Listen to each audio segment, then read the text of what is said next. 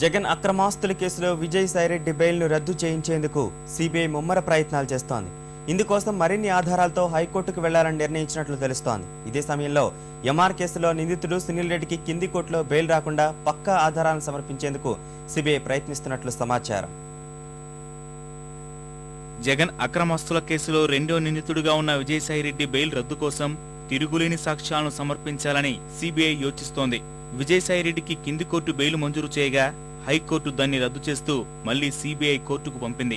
రెండోసారి సుదీర్ఘ వాదనలు విన్న సిబిఐ కోర్టు బెయిల్ మంజూరు చేస్తూ ఉత్తర్వులు జారీ చేసింది. అయితే అభియోగ పత్రంతో పాటు జత చేయని మరిన్ని ఆధారాలు సిబిఐ కోర్టు ముందు పెట్టడానికి ప్రయత్నించగా విజయసాయి తరఫు న్యాయవాదులు తీవ్ర అభ్యంతరం వ్యక్తం చేశారు. ఫలితంగా అభియోగ పత్రంతో పాటు న్యాయస్థానానికి అందజేసిన ఆధారాలపైనే వాదనలు వినిపించాలని కోర్టు ఆదేశించడంతో సిబిఐ దానికే పరిమితమైంది. తిరుగులేని ఆధారాలున్నా కోర్టు ముందుంచలేకపోవడంతోనే విజయసాయి బెయిల్ పొందారనే అభిప్రాయంలో సిబిఐ ఉన్నట్లు తెలుస్తోంది.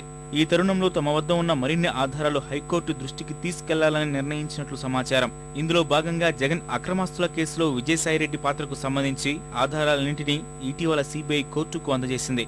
ప్రధానంగా డెలైట్ నుంచి జగతి పబ్లికేషన్స్ వాల్యుయేషన్ నివేదిక తెప్పించడంలో ఆయన కీలక పాత్ర పోషించారని సిబిఐ దర్యాప్తులో వెల్లడించింది. చార్జ్ షీట్ లో డెలైట్ ప్రతినిధి నారాయణ్ సుదర్శన్ ఇచ్చిన వాంగ్మూలం, అందుకు సంబంధించిన పత్రాలు కోర్టుకు సమర్పించింది. ఎంఆర్ కేసులో సునీల్ రెడ్డి సిబిఐ కోర్టులో బెయిల్ పిటిషన్ దాఖలు చేశారు. విజయసాయిరెడ్డి కేసు అనుభవం దృష్ట్యా సిబిఐ సునీల్ రెడ్డి కేసులోనూ అదనపు ఆధారాలు సేకరిస్తోంది.